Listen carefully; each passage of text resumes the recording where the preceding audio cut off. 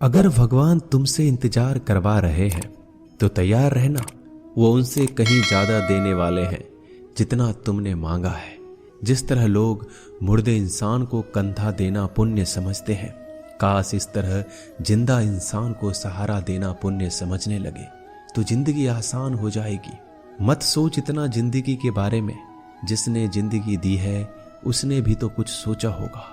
बेवजह ही नहीं होती लोगों से मुलाकात, किसी से सबक मिलता है तो किसी से ज्ञान।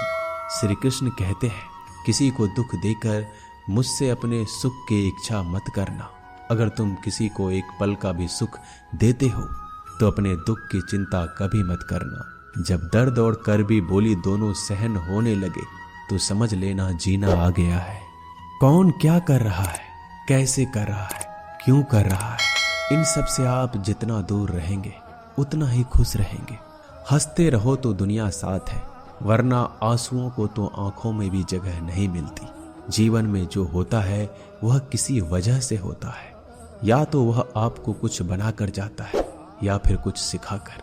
कटना, पिसना और अंतिम समय तक निचोड़े जाना गन्ने से बेहतर कौन जानता है कि मीठा होने का नुकसान कितना होता है। जब कोई दिल दुखाए तो सबसे बेहतर है कि हम चुप हो जाएं, क्योंकि जिन्हें हम जवाब नहीं देते उन्हें फिर वक्त जवाब देता है। अंधे बहरे गूंगे बनकर अपने लक्ष्य पर ध्यान देते रहो।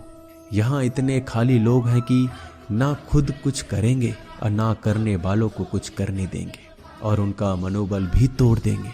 लोग जरा सी बात पर आपको छोड़ देते हैं और भगवान जरा सी प्रार्थना से आपको थाम लेते हैं। कर्मों से डरिए, ईश्वर से नहीं। ईश्वर तो माफ कर देता है मगर कर्म नहीं। यह अटल सत्य है कि जैसे बछड़ा 100 गायों में अपनी माँ को ढूंढ लेता है, उसी प्रकार कर्म अपने कर्ता को आज नहीं तो कल ढूंढ ही लेता है। नीयत साफ और मकसद सही हो तो यकीनन किसी न किसी रूप में ईश्वर भी आपकी मदद करते हैं। जिंदगी में जितना शांत रहोगे अपने आप को उतना ही मजबूत पाओगे, क्योंकि लोहा ठंडा होने पर मजबूत होता है। गरीब रहोगे कोई ध्यान नहीं देता। मेहनत करोगे तो सब हंसेंगे, लेकिन जब कामयाब हो जाओगे तो सब जलेंगे। जिंदगी वो हिसाब है जिसे पीछे जाकर सही नहीं किया जा सकता। इसलिए आज में सुधार करें और पुरानी बातों को अनुभव की तरह इस्तेमाल करें। जिस जिंदगी में उत्साह, लक्ष्य और अनुशासन ना हो उसे जिंदगी जीना नहीं, जिंदगी काटना कहते हैं। कभी कभी आप बिना कुछ गलत किए भी बुरे बन जाते हैं, क्योंकि जैसा लोग चाहते थे आप वैसा नहीं करते। जिस मनुष्य के हृदय में सच्ची मानवता हो उसकी सोच हमेशा यही होगी कि मुझे मिला हुआ दुख किसी को ना मिले और मुझे मिला हुआ सुख सबको मिले। मैंने हंसकर भी देख लिया और रोकर भी देख लिया, किसी को पाकर किसी को खोकर भी देख लिया।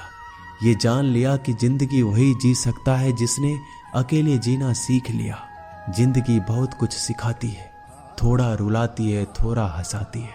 खुद से ज्यादा किसी पे भरोसा मत करना, क्योंकि अंधेरे में तो परछाई भी साथ छोड़ देती है।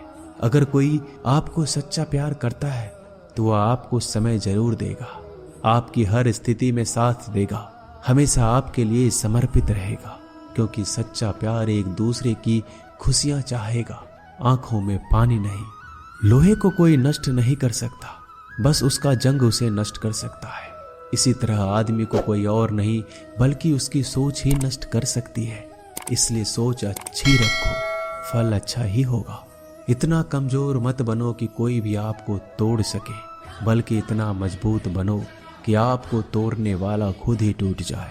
दर्द आपको मजबूत बनाता है, डर आपको बहादुर बनाता है, अनुभव आपको सिखा देता है। जिस दिन हम समझ जाएंगे कि सामने वाला गलत नहीं, सिर्फ आपकी सोच हमसे अलग है, उस दिन जीवन में सब दुख दूर हो जाएंगे। क्यों रोते हो? मन का ना होने पर जो लिखा है वही होकर रहेगा।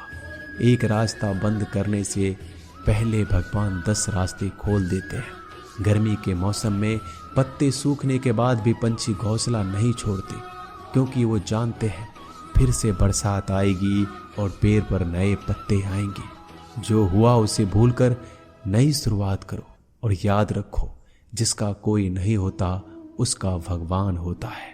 मतलब से जुड़े रिश्ते मतलब तक साथ देते हैं, लेकिन दिल से जुड़े रिश्ते आखिरी सांस तक निभाते हैं। अच्छा काम करते रहो, चाहे कोई सम्मान करे या ना करे, क्योंकि सूर्योदय तब भी होता है जब करोड़ों लोग सोए रहते हैं। दुनिया में हर एक काम आसान है, केवल अंदर से आवाज आनी चाहिए। हमेशा मेहनत और उस परमात्मा पर विश्वास रखना इस सफलता का सूत्र है। जीवन में सबसे बड़ी गलती वो है जिस गलती से हम कुछ सीख नहीं पाते। जो व्यक्ति अपने मन को काबू में कर सकता है वह जिंदगी में कुछ भी कर सकता है। इंसान की अच्छाइयों पर सब खामोश रहते हैं, लेकिन चर्चा अगर बुराई पर हो तो गूंगे भी बोल पड़ते हैं। श्री कृष्ण कहते हैं, तुम्हारे बीते हुए कल को तो मैं ठीक नहीं कर सकता, क्योंकि तुम वर्तमान में अगर अच्छा कर्म करोगे तो मैं तुम्हारा आने वाला कल जरूर उजागर करूंगा। झूठी बातों पर लोग आपकी वाहवाही करेंगे, वही लोग आपको तबाह करेंगे। मगर अच्छे से अच्छा क्या होगा हम ये कभी नहीं सोचते। जो ईश्वर रात को पेड़ पर बैठे पक्षियों को कभी गिरने नहीं देता, तो सोचो वह तुम्हें अकेला और बेसहारा कैसे छोड़ सकता है। आज के जमाने में कोई अपना नहीं होता, सिर्फ लोग तब तक साथ देते हैं जब तक उनका स्वार्थ होता है। अगर कोई अकेला है तो इसका मतलब ये नहीं कि उसे कोई पसंद नहीं करता, बल्कि वह अकेला इसलिए है क्योंकि उसने दुनिया की औकात जान ली है। एक बार राजा और उसका मंत्री तलवार को साफ कर रहे होते हैं। तलवार को साफ करते समय अचानक राजा के पैर पर तलवार गिर जाती है और राजा के पैर की उंगलियां कट जाती है। उस राजा को उंगली कटने के कारण बहुत ही तकलीफ हो रही थी, बहुत ही दर्द हो रहा था। लेकिन उसका मंत्री कहता है, शांत रहिए महाराज, जो कुछ भी होता है अच्छे के लिए होता है। राजा को यह बात सुनकर गुस्सा आ जाता है। वह मंत्री से कहता है कि मेरी उंगली टूट गई और तुम कह रहे हो अच्छे के लिए हुआ। वह मंत्री राजा को समझाने की कोशिश करता है, पर वो नहीं मानता और बिना सुने गुस्से के कारण मंत्री को काल कोठरी में बंद करने का आदेश दे देता है। पर मंत्री को इस बात का कोई दुख नहीं था, क्योंकि उसका अभी भी यही कहना था कि जो होता है अच्छे के लिए होता है। वो अपनी खुशी से ही अपने आप को सैनिक के हवाले कर देता है। राजा इस बात को सुनकर चौंक जाता है, सोचता है कि मेरा मंत्री कितना मूर्ख था। उसे लग रहा था कि मैंने उसे अच्छाई के लिए कैद कर दिया। इस घटना के 3 महीने बीत जाते हैं।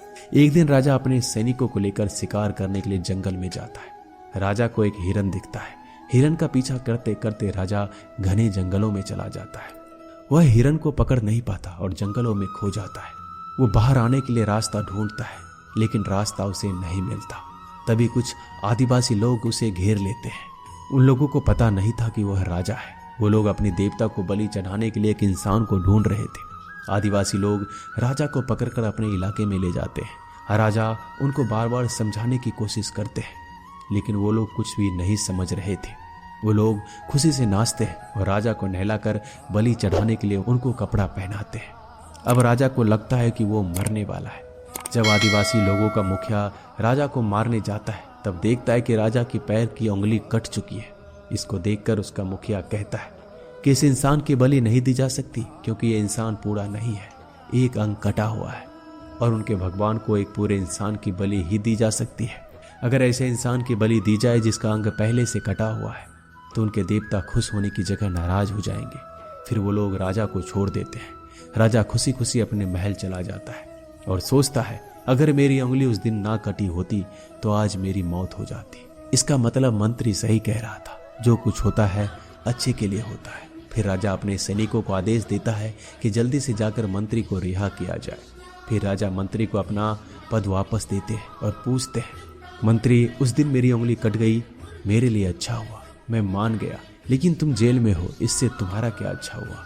मंत्री खुशी खुशी राजा से कहता है, महाराज, आप शिकार के लिए जाते तो आपके साथ मुझे भी आना पड़ता, और अगर मैं आपके साथ जाता तो वो लोग मुझे मार देते। मंत्री की बात सुनकर राजा को समझ आता है कि जो भी हमारे जीवन में होता है वो अच्छे के लिए होता है। अगर हम अपने जीवन में देखें तो हमारे जीवन में भी कुछ मुश्किलें आती हैं। हम उनका सामना नहीं करते, हम उनको ही दोष देते हैं। ये मुश्किलें हमें आगे बढ़ाने और मजबूत कराने के लिए ही आती हैं। हमें हर मुश्किलों को सकारात्मक तरीके से देखना चाहिए, क्योंकि हर चीज कुछ ना कुछ सिखाकर ही जाती है।